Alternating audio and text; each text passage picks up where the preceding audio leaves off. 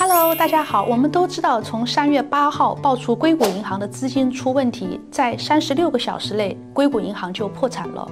全美排名第16的银行，不是大银行，但也不是小银行。它倒下的速度之快，让人惊叹。其实，在100多年前的经济学家厄文·菲雪就已经给出了他的理论，叫 Chicago Plan。他早就提出了如何预防今天的硅谷银行倒闭。可惜100多年来没有引起政府和主流经济学者的重视。他是西方经济学的重要人物，他的理论影响到了 Milton Friedman 和 Thomas Sowell 等人。我知道厄文·菲雪大概在4年多以前，这次很有必要让更多的人了解他。首先，我们要理解硅谷银行是如何破产的，然后我再来讲解 Chicago Plan， 做一个对比。硅谷银行破产是自己的内部管理和风控太差，加上美联储去年开始涨利率。我先说内部因素。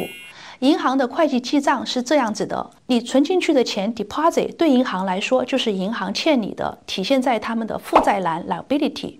我们来看 Bank A， 负债栏都是普通人的小额存款，低于25万美金 ，FDIC 有保，称为 retail deposit。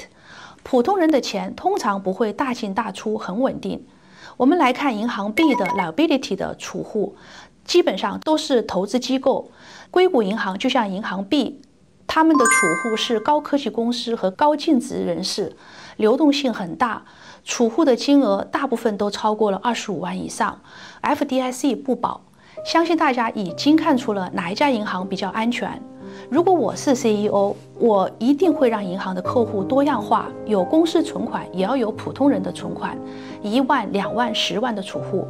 再来，我会推出 CD 账户，利息高一点，但是3个月、6个月、1年不能取走，银行有足够的储备金。讲完了硅谷银行在负债栏犯的错误，他们在资产栏又出现了一个错误。在会计原理中 ，assets 资产和 liability 负债是要平衡数额相等的。换句话说，有存款就要有投资。通常 assets 是创造贷款 loan 或买入 bond 债券。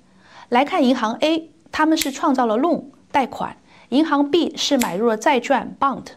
硅谷银行就像银行 B 买入了比较高比例的债券。我以前做过一期节目，讲过债券的基本原理。当利率涨时，债券的价格是下跌的。硅谷银行当年买入的债券，去年就开始价格下跌，我们叫做隐性损失。不过每一家银行都有买入债券，这是没有问题的，只要银行不卖掉就不会亏。硅谷银行出现了存款的减少，只能卖债券现赔。但是他犯了另外一个错误，就是没有买 hedge interest 的保险。这种保险是当利率涨了，对冲基金公司会赔债券价格的损失，没有买，当你卖的时候就要自己承担亏损，这是风控管理的失误。如果我是 CEO， 我一定会买对冲利率险。硅谷银行卖债券现赔来应付取钱的需求，当坏消息一出，就引发了挤兑潮。我再来说外部因素，美联储为了抗通胀涨利率，造成了硅谷很多风投、初创公司融资困难，出现了钱荒。但是对于这家银行来说，冲击就特别的大。换一句话说，如果美联储不 QT， 硅谷银行应该不会倒闭。同时，我们也要关注其他的中小银行，如果储户存款一直减少，利率一直涨，还会有更多的银行倒闭。我再来说 Chicago Plan， 这个 plan 不是在管理层面的变革，它是整个金融体系的变革。如果真能实施，美联储就不用存在了。现代银行一般都会留下10%的储备金，剩下的钱会去创造大量的贷款，增加了货币的供应量，造成了 equity、assets 房产股市上涨。Chicago Plan 就是储户的存款100%的不能动，不能去买债券或者放贷出去，你们的存款是安全的。我们来看这一张表，现代银行会计表示，债券 bond 和贷款 loan 对应的是 deposit 和 equity。Chicago Plan 的第一步是增加了 reserve 和 treasury credit 2个板块。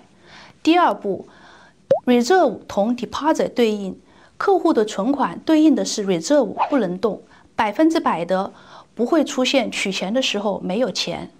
然后政府和个人贷款对应的是 treasury credit，和股东的资金 equity。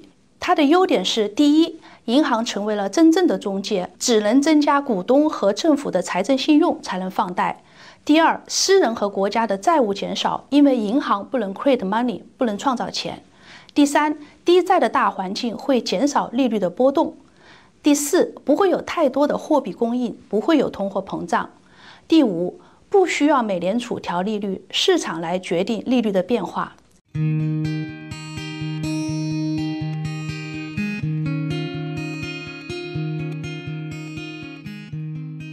这个理论有了100多年，也许永远都不会实现，因为有太多的政治利益在里面。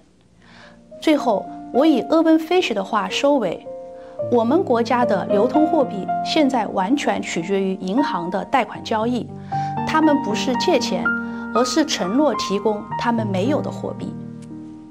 好了，如果大家喜欢我的视频，请订阅点赞。